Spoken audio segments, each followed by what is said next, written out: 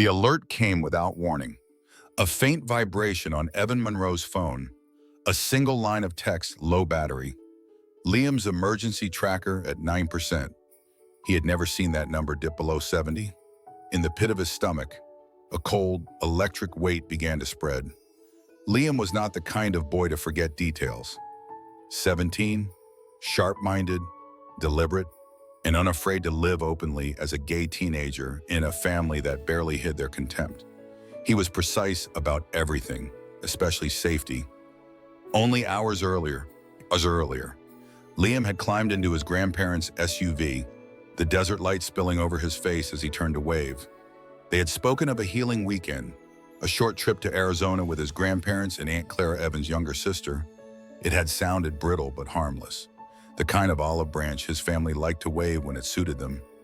Evan had hesitated, but Liam had met his gaze and said softly, "Maybe this time is different." Now the GPS map glowed on Evan's screen, a small red dot pulsing in the middle of nowhere.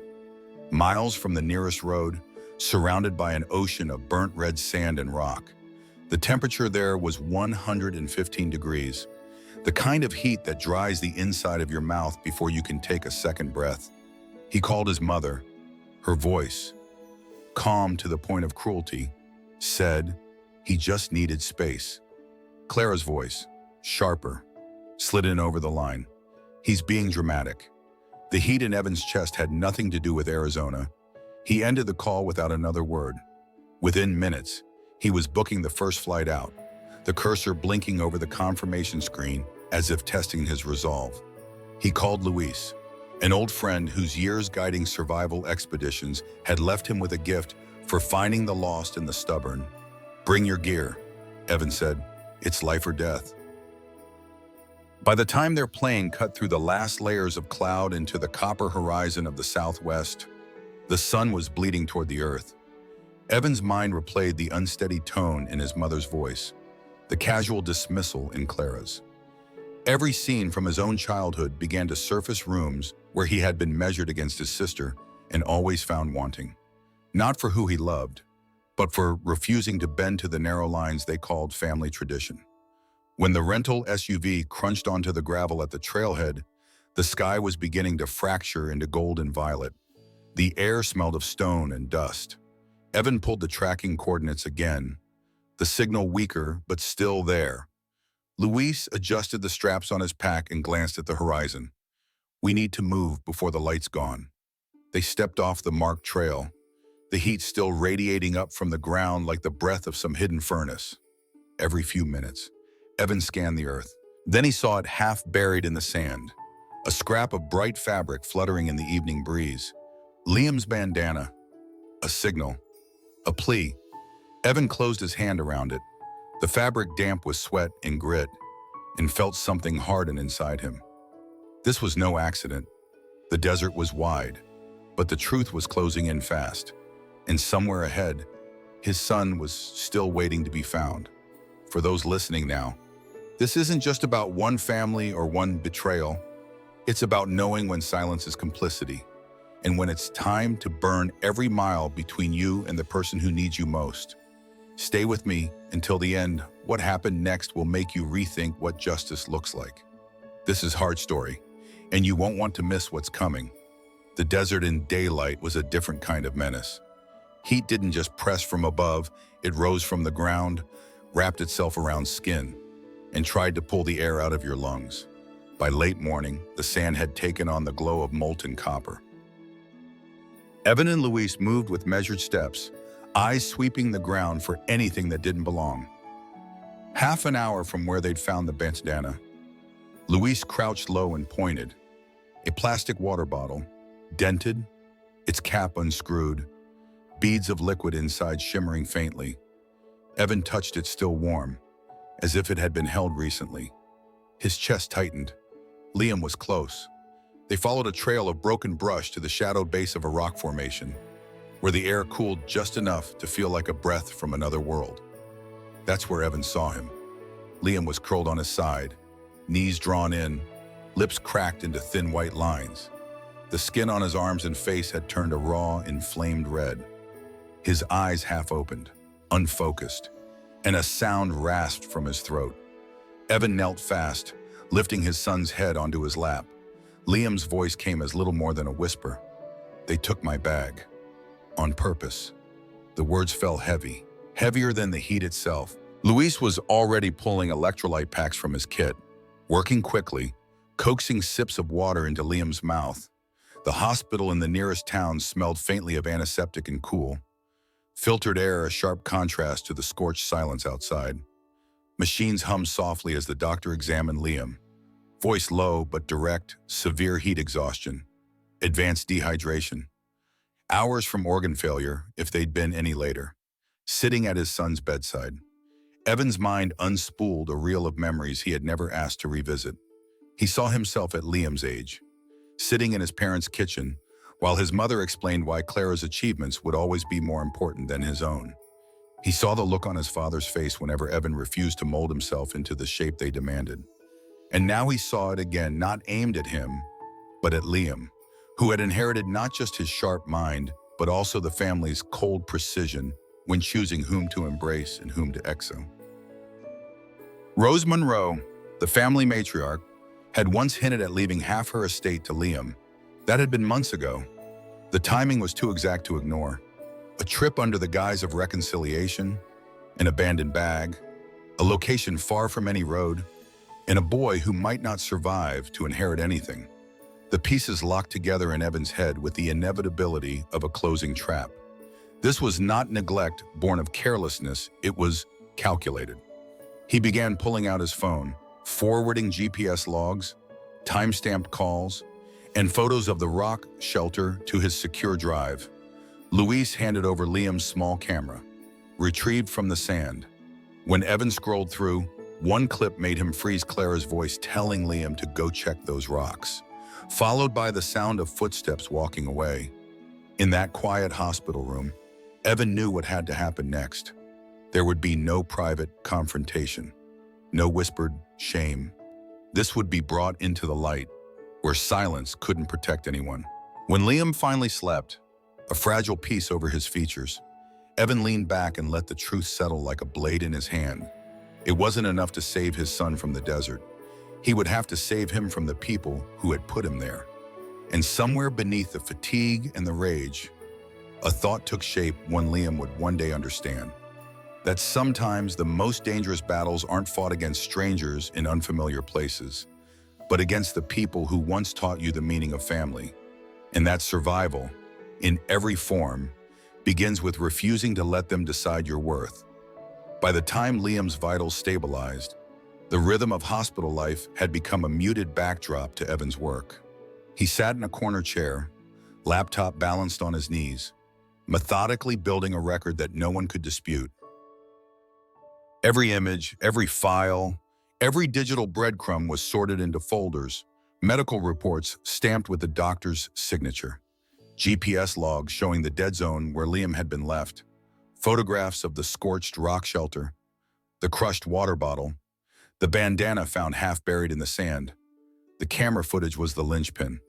The moment Clara's voice lured Liam toward the rocks, the faint crunch of gravel fading as she walked away.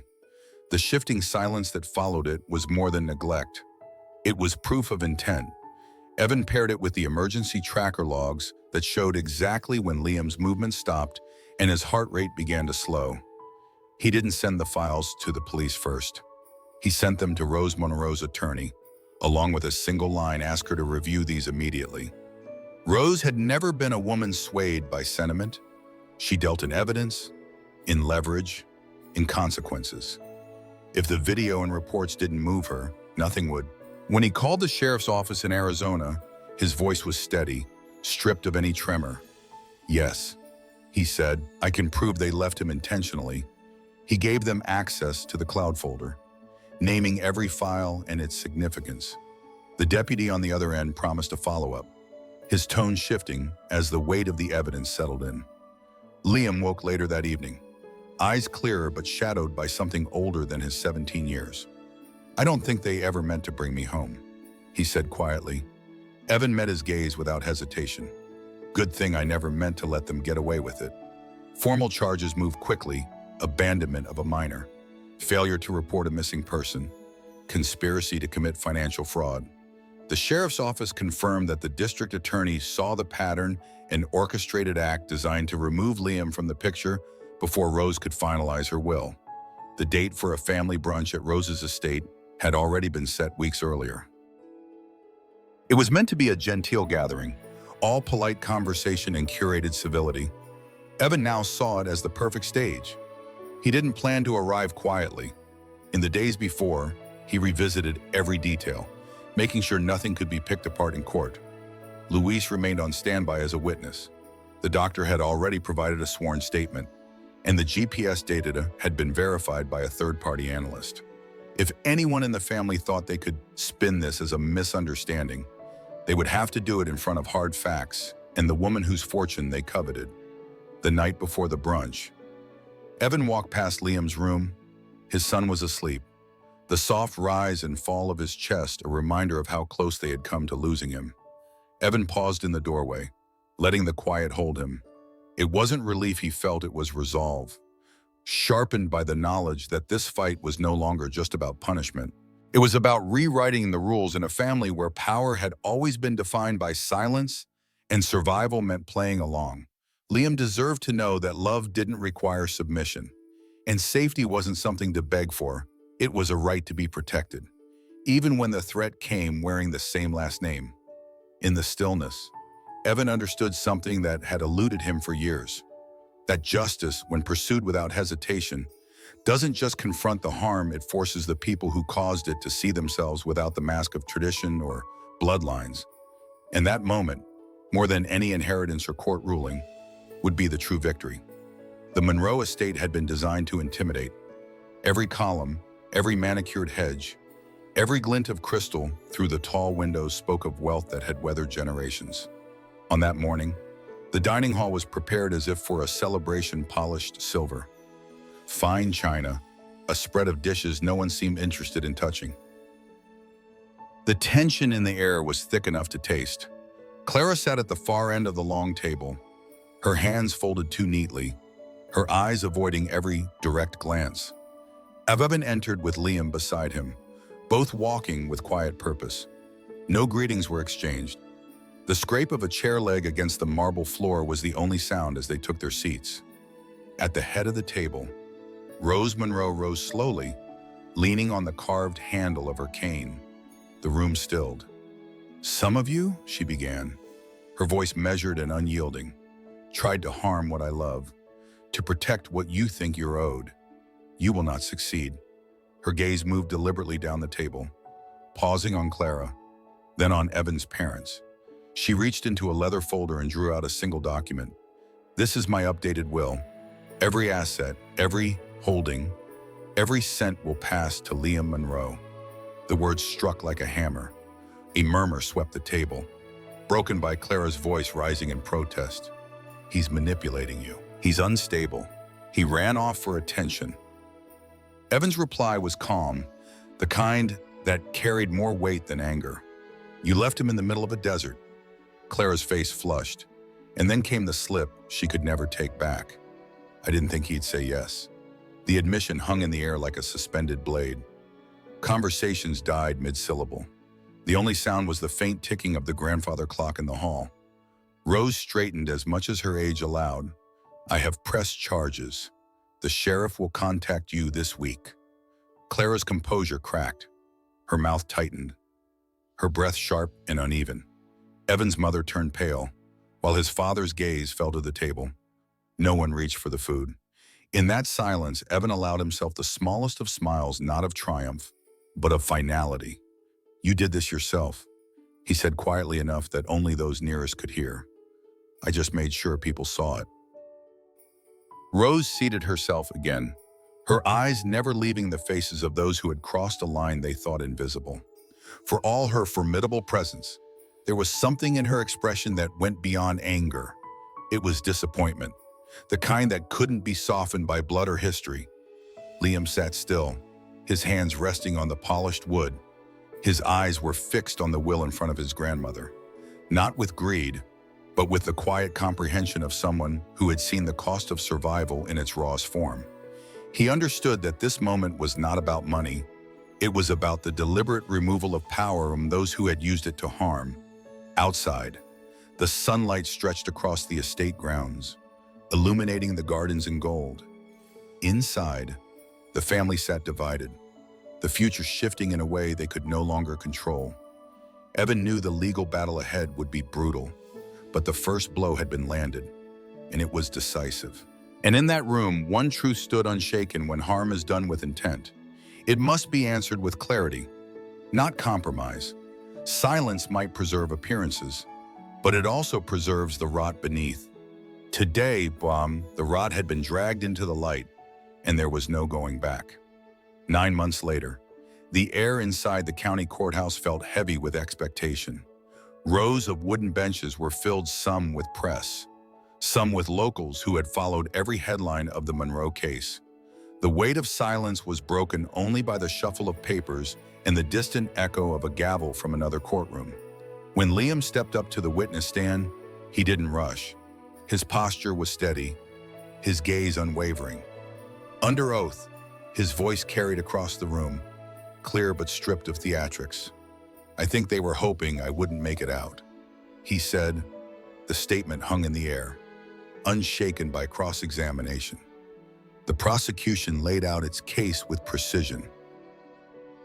Video footage from Liam's camera showed Clara directing him toward the rocks before walking away. GPS data charted his last movements before his body heat dropped dangerously low. Medical testimony confirmed that without immediate intervention, he would have succumbed to dehydration within hours. Together, these formed a chain too strong to break a narrative built not on a speculation, but on verifiable fact. The jury took less than a day to return with their verdict. Clara Monroe was found guilty of abandonment of a minor with intent to cause harm, conspiracy to commit financial fraud, and failure to report a missing person. The sentence: 9 years in state prison, no parole eligibility for the first 5. Evan's parents faced their own judgment, 6 years each for their role in the conspiracy. Their silence treated by the court as active participation. The judge, a man not known for embellishment, spoke plainly. This was a coordinated act of abandonment, motivated by financial gain. The law cannot and will not protect those who endanger life for profit. His words seemed to press the air from the room. Outside, the courthouse steps were lined with reporters. Camera shutters snapped like distant thunder as Evan and Liam emerged into the winter light. Liam's hand found his father's, fingers locking with quiet certainty. No words passed between them, but in that grip was the unspoken truth: they had not only survived, they had prevailed. The following week, Rose Monroe gave an interview to the local paper. It was short, direct, and without sentiment. Alongside her public disowning of those convicted, she announced the creation of the Liam Monroe Fund, a national scholarship for LGBTQ+ youth abandoned by their families. "Survival," she told the reporter, "should never be a matter of luck." For Liam, the shift was more than symbolic. Strangers began writing letters, sharing their own stories of being cast out, finding their way, or still searching for safety. From a victim in the desert, he had become a signal fire for others lost in their own. Months later, father and son returned to that same stretch of Arizona desert. The sun was just as fierce, but this time they came prepared, packs heavy with water, hats shielding their faces. At the top of the rock where Evan had first found him, Liam planted a small flag, the rainbow stripes catching in the wind. They stood together, looking out over the endless red horizon, the silence now one of peace instead of fear. Because the truth was no longer buried under sand or silence. It had been spoken, proven, and carried forward into something larger than them both. If you had been left in that desert, would your family have fought for you, or been the ones to walk away? Tell me in the comments, and stay with Heart Stories for more stories that refuse to let the truth die quietly.